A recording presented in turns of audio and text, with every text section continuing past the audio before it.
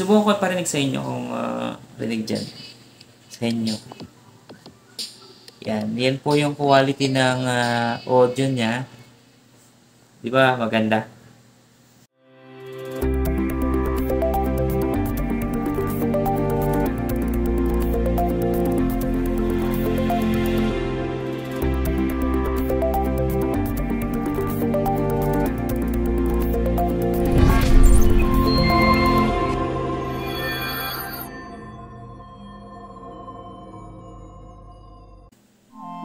Hello guys, nakikita nyo to?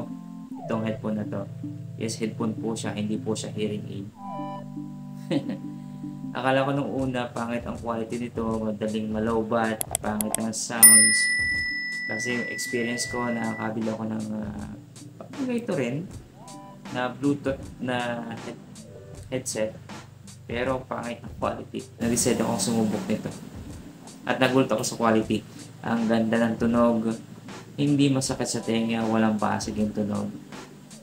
Antagal, malobat. Ito, 70% pero ilang oras ko nang ginagamit. May 70% pa siya. So, halos maghapon na nakakonect ito sa cellphone ko. Yung cellphone ko parang mauna pang malobat.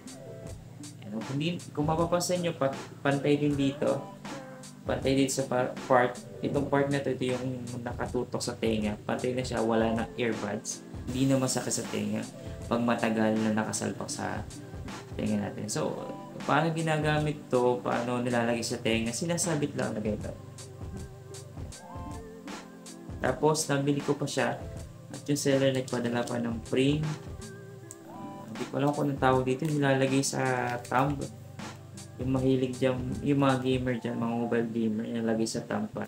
So, pangalan ng device nito, ang nakalagay dito sa manual ay OWS and OS. Okay. Napansin ko dito, meron siyang LED.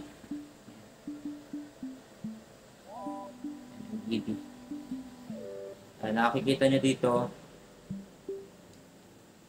Actually pala, na-charge ko na ito 94%. Pero kung ngayon na, bago ko i-charge, 70%, ilang oras ko na siyang ginagamit. Pero ngayon, 94%. Yan. Press and hold power button for 3 seconds to boot up o to power on. Pero, parang 2 seconds na nag-power on. Connect natin sa ating cellphone. Sabit natin sa tingin natin.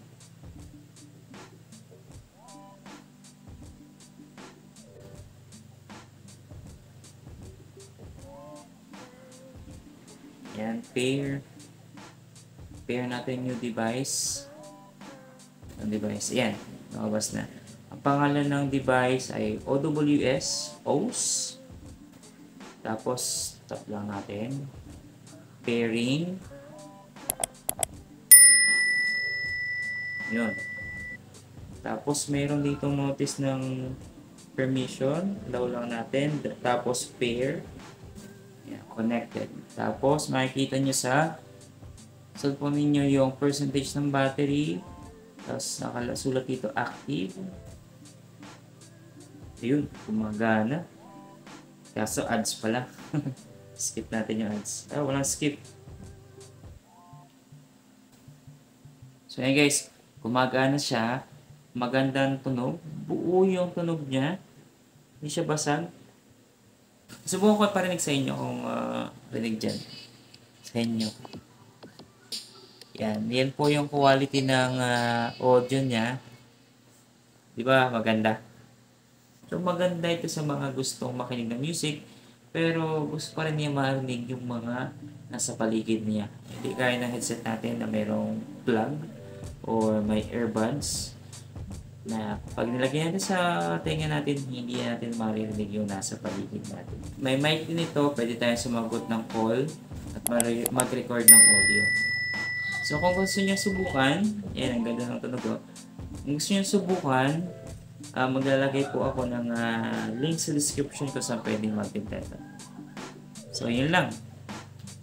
Sa mga hindi pa nagsusubscribe sa YouTube channel natin, please subscribe naman sa kapashare na rin itong video para marami tayong para dumami tayo na subscriber. So, see you next video. Bye-bye.